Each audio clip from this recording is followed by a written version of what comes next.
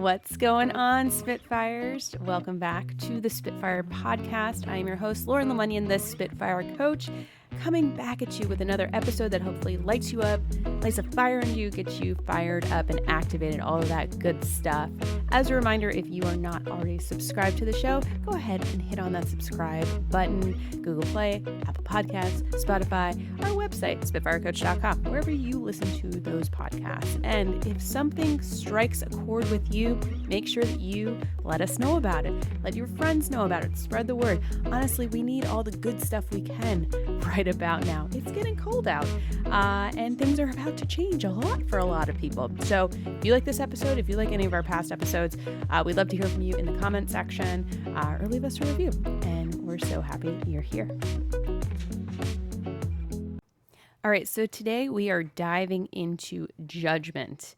Mainly what happens when we can offload judgment of ourselves and of other people. And I want to start by sharing a story from a recent client interaction. And I'm not going to name names. I'm not going to give out any identifiers. You're not even going to know the gender of this person, because it was so powerful. Literally after the session, I just started buzzing. I'm like, this is what it's all about. This is what being a Spitfire is all about. So I used to coach this person years and years ago, and they reached out to do kind of a checkup, which happens all the time. In fact, that's why you go to the doctor. That's why you go and get annual exams and checkups, because you just want to make sure you're kind of moving and grooving. And so we just had a very quick session, 30 minutes, about 2 weeks ago, about kind of next steps in their career and their life and their journey. And I just sat there and listened for a good portion of the session, because, you know, a lot of times the beautiful insights are later on as people are kind of thinking through their own stuff. And so what became really clear to me was the amount of judgment that this person had. So all of these things that they thought they wanted to do, but then in the same breath, they were coming up with excuses or reasons why they didn't think they could, or why other people might be better at it, or, you know, what the difference was in other leadership styles. And I just reflected back. I just said, you know, I'm really curious. What could happen if you didn't judge other people and you didn't judge yourself? And this really resonated, because this person never saw themselves as a judgmental person about other people. In fact, they really like taking care of people. They really want to make other people feel seen and heard.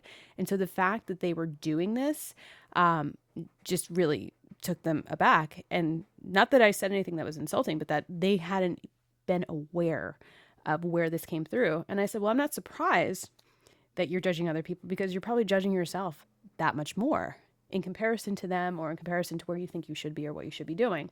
So I just want to try an exercise of you getting through a day where you're not judging other people. And if you do, you're stopping yourself and you're aware of it, and you're also not judging yourself. And when I tell you that 2 weeks later, the amount of stuff, like not a checklist, not like an action item list, but like the amount of interactions they had, the amount of powerful conversations, the changes that they made, where they raised their hand or they just showed up and advocated, not because they felt that they should, or that because they had this internal pressure to do it, because it felt right, because all of their cylinders were firing. Like I talk about alignment a lot. When you think, when you feel, and when you do all connect in that same vein, that is alignment. And I have this very easy tell when it comes to my intuitive hits. It's when the hair on my arm raises up, like literally talking to this person, the hair on my arm was just shooting through my sleeve, like could not contain it, because I was like, holy crap, this person is so aligned in their inner power right now. And they felt it, but they couldn't put a name to it. And I said, you just unlocked your Spitfire power. You just activated it like tenfold. She's like, I thought so, but I wasn't sure. So they were able to see, feel, and do. They were able to have all of those things come through, and to be able to be of service in spaces that really were calling to their energy. Again, not because they felt obligated to, not because they felt guilt or anything like that. It really was coming from this place of renewable, sustainable energy. And I think that's the key piece. I wrote about this in my book in 2018, of the difference between kind of being in an ember a flame and a blaze. And so an ember is you're just kind of in waiting. You might be recharging, but that spark is still there. It might need some more oxygen, some more rest, some more cultivation. But a lot of times when we feel passionate about things, we end up burning the house down. Like the blaze is so much that we like can't contain it. And then we end up kind of fizzling out because it's not coming from a sustainable place. It might be rooted in justice.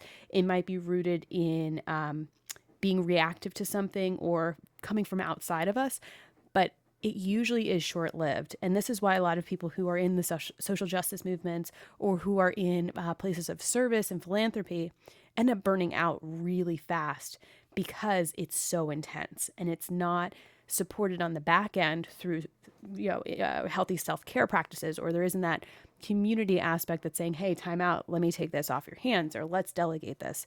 So we end up having a lot of people in the nonprofit space specifically who are shouldering an intense weight of not just doing, but also the societal pressure, the community pressure. I should be doing more. I should be sleeping less. I should be of service.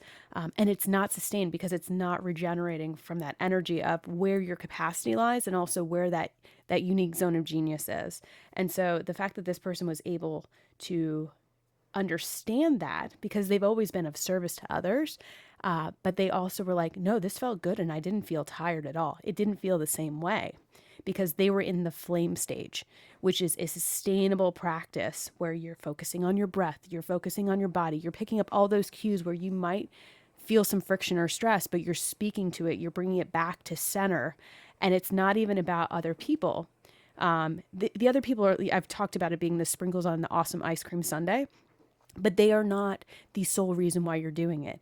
It's more about you being in service of what you do best, and other people are benefiting from that because you are naturally on this journey.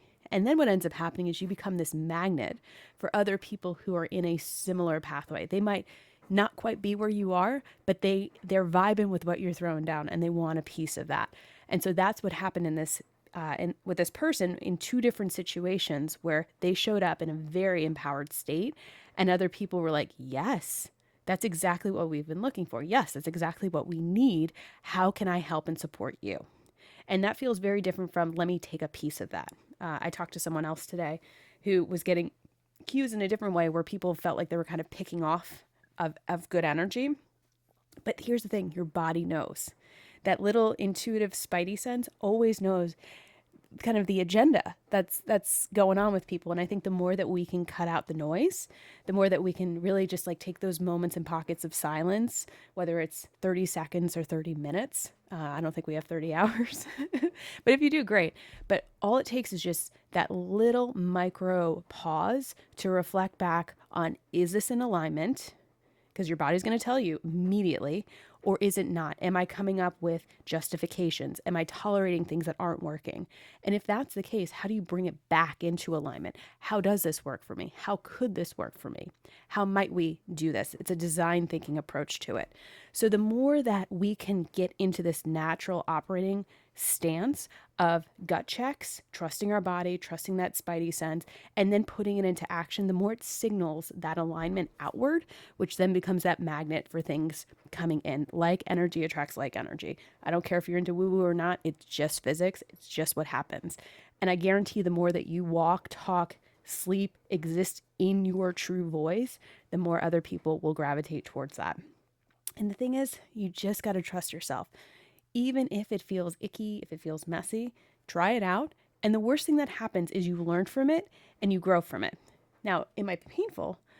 It might take time, but that's where growth happens. This is not about skipping steps, bypassing, fast tracking. There is no magic pill here. And any person that's claiming to be an expert that claims to do that is trying to make money off of you.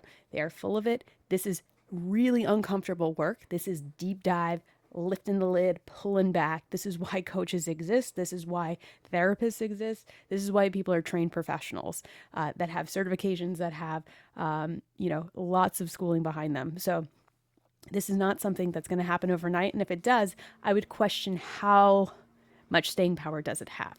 What I will say is you can decide right now to shift into this. but it's about the daily practices, the micro practices that will help you sustain this, that will help you stay on this path of alignment and better understanding who you are. But it all starts with first removing the judgment from others and then removing it from yourself. Because what we're doing outside, we are probably doing much worse to ourselves. So where we can have more power and control, where we can see it, we can start to apply it inward. So I hope this was helpful. I'm super fired up. I can't wait to check back in with this person and other people that I'm coaching right now. It's been really amazing being able to coach people one-on-one, coming back from maternity leave. I'm just super excited to be activating people in this new space in the world and excited to share their journey in a very anonymous way. I'm not going to tell specifics, but I just want to offer this as inspiration that literally anybody can do this, but you need to be open and you need to be dedicated and disciplined to the process. So if you have any questions, if you want any resources, you can check out my book, Spitting Fire. Maybe I'll do an update on that book. Maybe a seed has been planted. We will see. But make sure you check back to the Spitfire Podcast and check out our website, spitfirecoach.com. We might have some programs coming up. We'll see. See what happens in this little crazy mind of mine. But y'all keep being awesome.